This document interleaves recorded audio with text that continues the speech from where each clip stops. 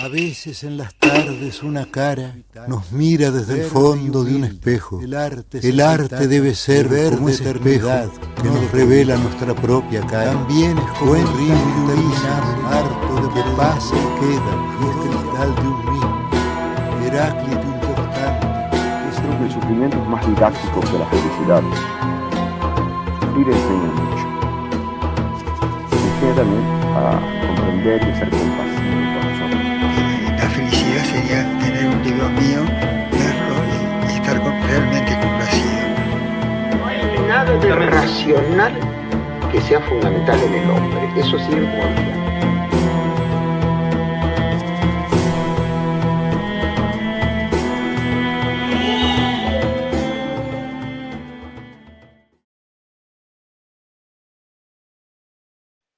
Bienvenidos a esta tercera charla, a este tercer episodio en el laberinto.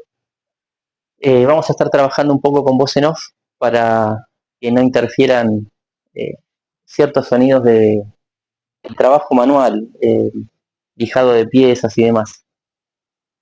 Tiene que ver un poco con lo que van a estar viendo en imágenes con un trabajo de cerámica, pero no quiero centrarme en la cerámica como actividad para disparar una analogía, sino que quiero que lleguemos al núcleo, al título de este episodio, a través de un recorrido más laberíntico, más lisérgico, más sinestésico, si se quiere.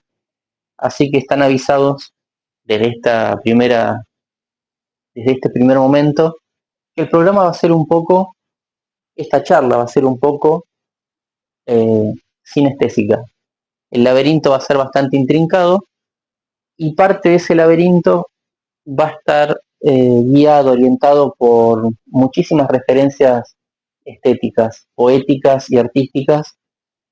Y quiero que después juguemos un poco también a enlazar, a buscar puntos de comunión, puntos en común, con lo que aparentemente puede parecer un poco incoherente o inconexo, para poder usarlo después de forma analógica, de forma transpositiva, como disparador para una idea sólida, para un núcleo que nos permita después tener nuestras propias reflexiones, que le permita a ustedes también tener sus propias reflexiones al respecto, porque el objetivo principal es ese. La vez pasada, cuando hablamos de las luces, de los gaps, de los espacios vacíos,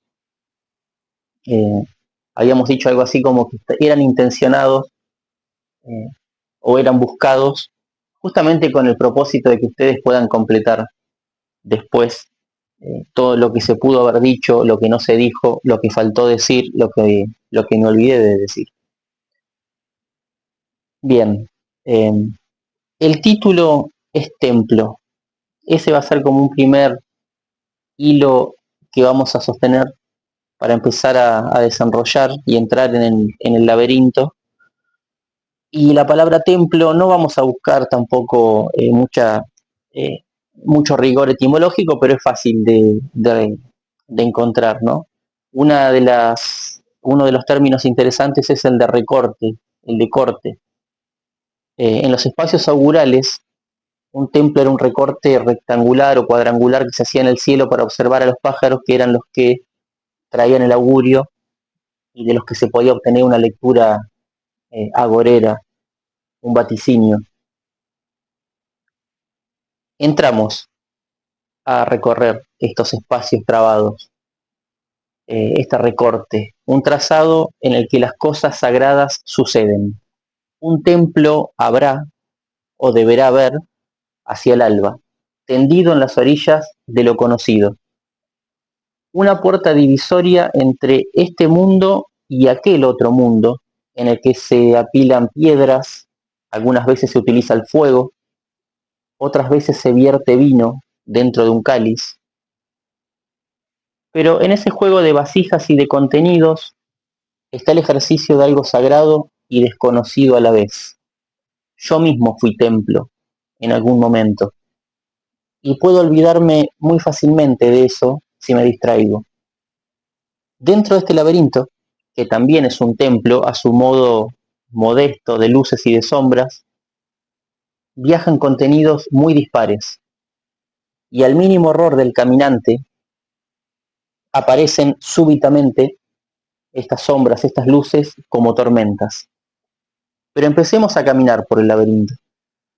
Se siente uno como mecido dentro de este espacio, pensado para perderse justamente. Y siente uno también como sirenas que le susurran. Y quiero que esto sea algo que sirva como inciso introductorio a este recorrido. Las sirenas que susurran, porque las sirenas hoy, dentro de este templo, dentro de esta charla, dentro de este ejercicio del pensamiento, van a ser voces poéticas, voces artísticas, pero también elementos cotidianos que nos van a ir guiando de manera sonora, no visual. Dentro de ese caminar, de ese perderse al que yo los invito, empezamos a escuchar estos sonidos y escuchamos retazos de canciones como en un collage, y se me viene a la memoria una, también de manera azarosa, que decía que era capataz de arreo aquel don Mariano Soria. Tan vivo está en mi memoria que se me hace que aún lo veo. Era muy cuidadoso en su aseo, responsable, observador, y como un timbre de honor o rúbrica de su mando, del hombro le iba colgando el cabo del arriador. Esa es una milonga pampeana, un primer sonido que escuchamos en este recorrido por el laberinto, pero seguimos caminando. Queremos perdernos, buscamos perdernos. Y el suelo ahora tiene un mojón verde de vida sobre el fondo color pardo.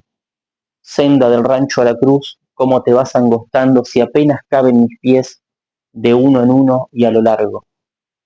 Tené paciencia, gramilla, no es mi gusto el ir despacio. Giramos a la izquierda. Esto de doblar o tomar siempre la opción de la izquierda es una de las maniobras sugeridas para transitar el laberinto y para encontrar la salida más fácil. Decían aquellos conocedores de los laberintos que si uno siempre giraba hacia la izquierda encontraba la salida. No estoy tan seguro de que sea así, pero vamos a usar esta alternativa. En el siguiente corredor estoy yo. Estoy narrando, como ahora, como en un sueño, una serie de versos elegidos también como al azar, pero quizás no sean tan al azar. No nos detenemos. No me detengo a escucharme a mí mismo, pero mientras me alejo, escucho un poema que reconozco, que no leo hace muchísimos años, y que dice algo así como que 70 balcones hay en esta casa, 70 balcones sin ninguna flor. Y el poeta se preguntaba si a los habitantes de esa casa no les gustaba acaso la música, no les gustaba el color. Vuelvo a girar a la izquierda y se escuchan sonidos harto conocidos también. Bajan unos tambores por la ciudad vieja, gastando suelas en los adoquines, levantando un polvo de historia secular, de otro tiempo, al que siguen atadas por ese ritmo hipnótico y musical. Música de parches que dibujan en el alma ese familiar redoble oscuro del candombe caldeado, que siempre está presente, todavía está presente, y sabe cómo jalar cuerdas atadas en pasados dulces, de tierras, de frutas, de pies descalzos, de gorriones bañando sus plumas en el charco que una manguera pintó en la siesta. El mundo es un laberinto, es un mecanismo azaroso de sincronicidad perfecta. Y en ese transitar considero que es mejor el ir despacio, como dice la milonga, y ocupar justo el espacio que abarca mi propio cuero. Esa necesidad o ese deseo de ser toro en mi rodeo y torazo en rodeo ajeno, porque siempre me tuve por bueno y si me quieren probar, salgan otros a cantar y veremos quién es menos. Esa altanería es la necesaria porque este laberinto es mío y creo que hay un laberinto a la altura y a la medida de cada uno. encontrar el propio laberinto, edificar el propio laberinto, encontrar el centro de ese laberinto y a partir de ese centro complejizarlo al infinito, es una tarea magnánima que tenemos que emprender. Hay también melodías en estos pasillos, que son hilos musicales de Ariadnas cantoras, podemos decir, que nos dan por lo menos una sensación de seguridad, nos vuelven al mundo conocido. Y Géminis siempre jugando a cortar el hilo, una y otra vez, para perderse voluntariamente, porque sabe que nunca está perdido el que no tiene rumbo fijo. Y a la vez, nunca uno se pierde si sabe a dónde va. Esa es la trampa del laberinto. Lo que yo les quería decir es que vamos a hacer esta actividad de cerámica en un templo. Vamos a hacer de esa actividad un templo. Y acá hay un primer asomo a la idea que yo les quiero dejar en este episodio. Se trata de un templo que no sabía que era templo hasta el momento de comenzar con esta actividad y que va a dejar de ser templo en el momento en el que yo me vaya de ese taller. Lo que yo les quería decir con esto también es que todo el tiempo estamos edificando y habitando templos y que quizás uno de los templos más duraderos que nos acompaña desde el principio sea la mente, la memoria, esa, como decía Borges, esa especie de cuarta dimensión que es también un palacio y que tiene que ser cultivado, cuidado y honrado de alguna manera. ¿Cultivado cómo? A través del ejercicio del pensamiento y de la inteligencia, es decir, agregando cosas nuevas, reutilizando las que ya teníamos, para mejorar la experiencia del presente. Esto es, como decía, por ejemplo, aquel famoso soneto desde la Torre de Quevedo, ¿no? Él decía, retirado en la paz de estos desiertos, con pocos pero doctos libros juntos, vivo en conversación con los difuntos y escucho con mis ojos a los muertos. Escucho con mis ojos a los muertos es una imagen para decir que está leyendo a aquellos autores que ya no están en vida, pero que aún así lo acompañan y secundan sus asuntos, decía Quevedo, y en músicos callados contrapuntos al sueño de la vida hablan despiertos. Esos despiertos que ya no están, que nos siguen hablando y a los que podemos escuchar a través de la lectura, sirven también para cultivar este palacio, este templo de la memoria, de la inteligencia, de la imaginación. Dijimos que también hay que cuidarlo. ¿Cómo se lo cuida? Bueno, una manera que se me ocurre es poniendo buenos filtros, decidiendo qué va a ocupar un lugar más tiempo y qué va a ocupar un lugar transitorio. Incluso qué cosas deben ser descartadas, si se quiere, por completo. Sherlock Holmes tenía un diálogo muy, muy interesante y muy irónico con Watson, en el que le decía justamente, cuando recibió un dato superfluo, que ahora voy a tener que hacer un esfuerzo para olvidarlo, porque su mente era como una especie de cobertizo de herramientas en el que solo guardaba lo que él consideraba que podía ser útil. Bien, algo así sería la cosa. Y por último dijimos de honrarlo. ¿Por qué? ¿Cómo honrar ese templo, ese palacio? Bueno, justamente a través de esta eliminación o bloqueo de elementos que pueden corromper ese templo, de la información inútil, superflua, innecesaria, todo aquello que ustedes puedan considerar que no pueden utilizar para exprimir y para extraerle ese jugo, ese alimento, ese sustento, esa herramienta. Bien. Seguimos trabajando. Bueno, en esta etapa del proceso lo que se está haciendo es pulir la pieza, ¿no? Se va lijando con distintas medidas, distintos granos de lija, para dejarla lo más perfecta posible de acuerdo con nuestro entendimiento de la perfección. Es decir, la medida siempre es uno. Vamos tratando de prolijar, de quitar aquello que sobra para que brille lo que va a quedar. Esto es por oposición o remanente, o como decía Martín Fierro, que sirven las sombras para distinguir la luz. Bueno, en este caso se quita todo aquello que no se va a utilizar y que de alguna manera entorpece la visión estética de la pieza. Bueno, en otra instancia laberíntica, seguimos pensando sobre el templo. Vamos a pensar también todo el tiempo como si fueran flashes en esas pinceladas, en esos retazos, en ese collage que yo hice al principio, que parecía un poco sinestésico, como dijimos al principio también, y que va a ir cobrando sentido a medida que vayamos ilustrando, que vayamos captando y capturando de nuevo esos retazos para traerlos al concepto núcleo, al nodo, a la palabra templo. Porque lo primero que orienta esta decisión de la palabra, esta charla, mientras justamente estamos edificando con arcilla una pieza, es qué cosas son un templo, qué cosas pueden ser un templo.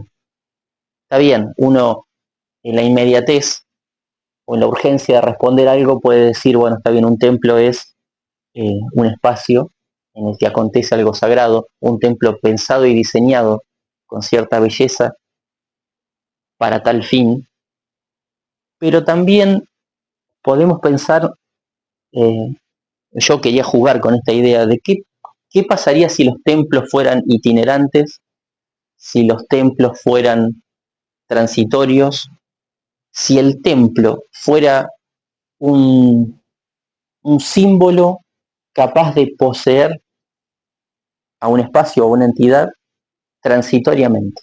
Esto es como el arrebato de la musa, ¿no? Cuando uno tiene una inspiración estética, cuando uno tiene una idea y la quiere desarrollar, la misma mecánica aplicada a aquello destinado a contener algo sagrado o a contener en el tiempo algo sagrado, que pueden ser un lapso de minutos, de horas o de siglos. Entonces, si esa entidad templo fuera itinerante, yo quería preguntarme, dentro de este laberinto del pensamiento, ¿qué cosas son templo en nuestra vida cotidiana? Inmediatamente pensé en la capacidad alquímica del individuo o de esta capacidad catalítica del individuo. Y, como es de prever, inmediatamente pensé en Scalabrini Ortiz, porque algo de eso podemos relacionar con el término o con el concepto de templo. Scalabrini Ortiz, en El hombre que está solo y espera, habló de una gota de agua, ¿no? Y de esta facultad catalítica que tenía la ciudad de Buenos Aires. Vamos a hablar de la ciudad de Buenos Aires porque él habló de esa ciudad, pero ya vamos a ver cómo la podemos transmutar esta idea y aplicarla a cualquier entorno. Bueno, en un principio vamos a recordar brevemente que Scalabrini Ortiz, en este ensayo, él hace una crítica a los investigadores, de ahí viene, de aquí nace la idea de catálisis. Él criticaba a los investigadores que con un criterio importado de Europa habían decretado que Buenos Aires no tenía una identidad anímica inherente, propia. Entonces el autor piensa que el porteño no es una simple sumatoria o caricatura de tipos del pasado, como el criollo, el gaucho, los mestizos, el inmigrante, sino que es el resultado de una fusión química única. Claramente esto lo vamos a trasladar, ya no hablamos solamente del porteño, sino que el argentino, el ese Homo argentum, si es que existe tal Homo argentum, no es sino otra cosa que el resultado de esta función catalítica. Scalabrini Ortiz utiliza una metáfora química que es la de la esponja de platino, y él dice que la ciudad actúa como un agente catalizador que funciona las corrientes sanguíneas, las razas diversas, en un compuesto completamente nuevo, es decir, algo similar a lo que sucede con el hidrógeno y el oxígeno al momento de convertirse en agua. El porteño, el argentino, y ahora ya hablamos del argentino, no para decir que el porteño es similar a o representa a, sino que vamos a expandir un poco más esta metáfora y hablemos del argentino. Es esa gota de agua nacida del tubo de ensayo, como diría Scalabrini Ortiz, que viene a cumplir una función catalítica. Vamos a dejar este concepto en la mesa y lo vamos a retomar muy brevemente. Porque el siguiente concepto que vamos a utilizar en esta charla es el de la amistad. Scalabrini Ortiz hace una comparativa por oposición entre la amistad de la ciudad de Buenos Aires, la amistad del porteño y la amistad europea. Scalabrini Ortiz advierte que las palabras y las instituciones europeas se mantienen formalmente en Argentina, eso es cierto, pero que su sustancia ha cambiado por completo. El ejemplo más claro que él encuentra es el de la amistad. No vamos a explayarnos en esto porque todos sabemos con qué sentimiento de fervor nosotros manifestamos y sentimos la amistad, cómo la llevamos a cabo. Pero la clave está en esta sustancia que ha cambiado por completo. ¿Por qué? ¿Qué es eso que permite esa función catalizadora? ¿Qué es lo que permite que el espacio que estamos habitando, nuestra Tierra, funcione como esa esponja de platino, en el que toda la fusión de sangres, de razas, de ideas, de estéticas variadas, dejen de ser de origen de para convertirse en algo puramente argentino, en un destilado argentino? ¿Qué quiero decir con esto? Podemos pensar que la patria, que el territorio nacional, que nuestro suelo es un templo, fue un templo que empezó a hacerse visible cuando empezó a generar esa función catalizadora en el individuo que lo habitaba. Alguien que pasó a ser argentino, habiendo sido previamente italiano, español, polaco, etc. Entonces, si un templo es algo que transforma, es algo que enaltece o que habilita eventualmente a una mejora en calidad ascendente, es decir, para mejor, no podemos pensar que ese gen argentum, que esa tierra, que nuestra tierra es también un templo, que la ciudad es un templo, con sus templos contenidos a escala, es decir, cada ciudad, una montaña, la playa, la selva, la Patagonia, un almacén, una esquina, una plaza. ¿No son acaso templos itinerantes que funcionan en sintonía o en simpatía con ese templo mayor, que es lo que permite esa capacidad catalítica y que nos identifica como hijos de la misma tierra? Porque vamos a recordar también que el gaucho, que como decían don Segundo Sombra, era muchas veces la palabra se confundía con el quechua huacho. Bueno, guacho y gaucho, decía el personaje de don Segundo Sombra, le parecían lo mismo, porque los dos significaban ser hijo de nadie o ser hijo de la tierra. Bien, uno pasa a ser hijo de cuando habita ese templo y ese templo lo transforma. el hijo de nadie, ese individualismo indeductible, en términos de Scalabrini y Ortiz. Él decía que él hablaba del porteño nuevamente, que era visto como el hijo del país y no de sus padres inmigrantes. Acá lo que se destaca es ese abismo que se genera entre el padre europeo, que era lento, mutualista, adaptado a una sociedad donde todo ya estaba prescripto de alguna manera, y el hijo criollo, el del libre albedrío, el rápido, el resolutivo, el individualista e intrépido en la pampa o en el aislamiento. En Buenos Aires, la potestad paterna se invierte. Es el hijo quien muchas veces tutela y defiende al padre. Entonces, si decimos que el porteño era un ser indeductible e impermeable a lo ajeno, ¿no? Su posición social, su dinero o la estirpe no le permitían adivinar lo que piensa o siente, es en cambio en esencia el hijo primero de nadie que tiene que prolongarlo todo. Ahora es el que va a tomar las riendas. Bien, esto es como analogía, podemos emparentarla con lo del tubo de ensayo, es decir, la analogía química, para seguir en la línea de analogías de Scalabrini Ortiz. La ciudad como laboratorio químico. La perspectiva del templo itinerante, la ciudad, es una procesión sagrada. Ambas ideas coinciden en algo que es fundamental. La ciudad no está hecha de edificios, avenidas o monumentos fijos. La ciudad está hecha de fuerzas invisibles, de flujos de fe. Esas fuerzas invisibles solamente son posibles contenidas en un templo simbólico que va a permitir y habilitar esa transformación alquímica en el individuo. En este caso, para el gen nacional.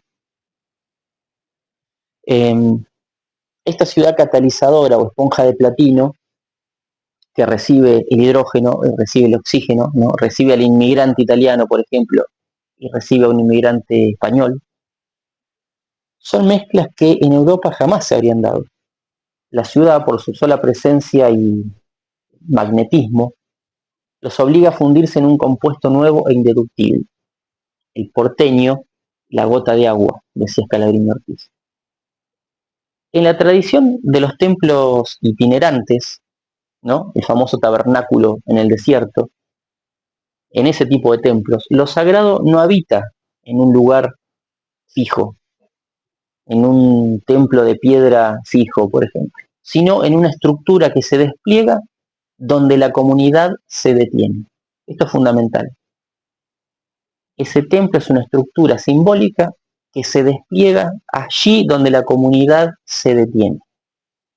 La esquina de Corrientes y Esmeralda, donde esperaba ese hombre que estaba solo, en términos de Scalabrini Ortiz, o el café de madrugada, funcionan como ese altar móvil. El hombre que está solo y espera no va a una iglesia, va a la encrucijada urbana, va al torbellino de la ciudad, a ese catalizador. El hombre lo que hace es ir en busca de esa transustanciación. Se despoja de su pasado europeo y se consagra como el hijo del país. Es decir, el asfalto es el templo que va a caminar con él. Acá lo que estamos señalando es una sustancia invisible, ¿no? Lo sagrado está en el pulso, no en lo que es, en términos de Scalabrini, el traje de confección, es decir, el decorado, lo visible. Hay un pulso invisible que viaja por debajo y que es lo que realmente da ese espíritu. Esto se parece mucho al templo itinerante que decíamos, del que hablábamos recién, porque desmitifica la arquitectura. Es decir, lo que se vuelve sagrado no es el mármol, sino la presencia divina invisible que viaja con esa marcha. Es decir, uno descubre en el trazado urbano, en ese gran laberinto, descubre que hay algo más que exceda la mera arquitectura. Ese pulso invisible es lo que el individuo va a descubrir todo el tiempo. Bien, yo creo que recién ahora quizás empieza de a poco a tener sentido toda esta descripción lisérgica de la que yo hablé al principio, en ese collage estético que quizás ustedes, en el que quizás se perdieron, se confundieron un poco. ¿Por qué? Porque ahora ya queda más claro esta idea de qué cosa puede ser un templo, y ustedes ya habrán ido pensando también qué cosas son para ustedes mismos un templo en el campo del arte, de la música, de la literatura, ni hablar. Los libros pueden ser templos, la biblioteca es un templo que contiene libros, las canchas de fútbol son templos donde hay pasión, sí, claro que sí. Entonces, eh, podemos seguir dibujando. Yo hablé de senda del rancho a la cruz, cómo te vas angostando, es decir, la tumba, ¿no? Como templo. Alguien dijo alguna vez que las tumbas de los grandes son templos de meditación. Ese también es un templo itinerante al que se puede ir. Muchas veces uno se acerca voluntariamente a las tumbas de los grandes, baja la mirada o cierra los ojos, y en esa reflexión interna, en esa meditación íntima y fugaz quizás, se está ejerciendo un poder sagrado que tiene que ver con esa recepción introspectiva de algo que nos habita transitoriamente. Eso es un templo también. Cuando yo hablaba del senda del rancho a la cruz, es una milonga que describe un pasillo del rancho a la cruz donde está enterrada la esposa de la voz del personaje de la milonga, ¿no? De la voz enunciativa. Pero también podemos pensar en otros rituales, templo. Hablé recién de las canchas de fútbol, eh, la magia de un jugador para el que le gustan ese tipo de deportes, por ejemplo. Decía Citarrosa en una milonga compuesta para el jugador Garrincha: lo lleva atado al pie como una luna atada al flanco de un jinete. Lo juega sin saber que juega el sentimiento de una muchedumbre, y le pega tan suave, tan corto, tan bello, que el balón es palomo de comba en el vuelo, y lo toca tan justo, tan leve, tan quedo, que lo limpia de barro y lo cuelga del cielo. Y se estremece la gente, y lo ovaciona la gente. Lo lleva unido al pie como un equilibrista unido va a la muerte. Lo esconde, no se ve, le infunde magia y vida y luego lo devuelve. Y se escapa, lo engaña, lo deja, lo quiere. Y el balón le persigue, le cela, le hiere. Y se juntan y danzan y grita la gente. Y se abrazan y ruedan por entre las redes. Y se estremece la gente y lo ovaciona la gente. Fíjense, este es el templo de la gloria, esa gloria transitoria que se describe en esta escena del jugador. Y más adelante viene la pregunta: ¿quién le llenó la copa en su soledad? ¿Quién lo empujó de golpe a la realidad? ¿Quién lo volvió al suburbio penoso y turbio de la niñez? ¿Quién le gritó en la cara: usted no es nada, ya no es usted?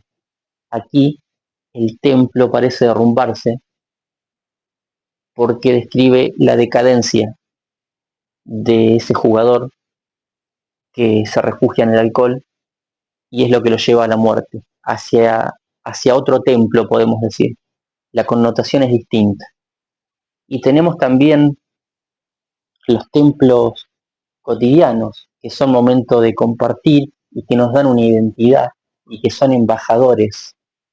Por ejemplo, eh, en términos de Esteban Agüero, Antonio Esteban Agüero, que era un poeta puntano, cuando escribió: porque es sábado hoy y la mañana como una fruta desde el tala cae, y soy joven y sano y me navegan tradiciones y música a la sangre. Quiero ser otra vez entre vosotros para decir y celebrar el mate. El mate es también otra especie de templo. Al principio yo había hablado de los tambores de la ciudad vieja, obviamente estaba haciendo una referencia a la música uruguaya, a las connotaciones afro a esas frutas o esas notas del candombe caldeado, del candombe uruguayo, que tiene que ver también con esta cultura de la música y del mate, porque el habla rioplatense que compartimos es también quizás fruto de esa operación catalítica de la tierra sobre nosotros, sobre ese español de la patria materna. Yo recuerdo sus íntimos sabores y también sus diversas variedades, dulce mate del alba que se bebe morosamente al emprender un viaje, en la puerta de casa mientras miro entre neblinas despertar el valle, y aquel mate primero del retorno por la sombra con grillos de la tarde, que nos vuelve liviana la fatiga, sobre los hombros como un ala de ave. Y ese mate que beben los troperos cuando regresan de salinas grandes, y aquel mate nocturno que me diera una muchacha cuya boca suave daba un beso primero a la bombilla como una manera de poder besarme. Bien, todo eso y más es el mate como templo. Ese mate que nos fue profesor de democracia a pesar de los hierros coloniales, porque supo igualar a la bombilla la sed del hijo con la sed del padre. Bien, queda antes de la despedida la invitación a que vuelvan a escuchar, a que reescuchen, a que se pierdan en esa enredadera intencional o en esa espiral intencional que yo fui tejiendo en el laberinto, para que empiecen a dinamitar sus propias ideas, para que cuando apaguen y tienen que apagar esa pantalla, empiecen a trabajar ustedes para completar y poner ahí los ladrillos que yo omití intencionalmente y que puedan enriquecer la experiencia y que ilustren lo que debe ser una comunicación, es decir, un emisor y un receptor consustanciándose, equilibrándose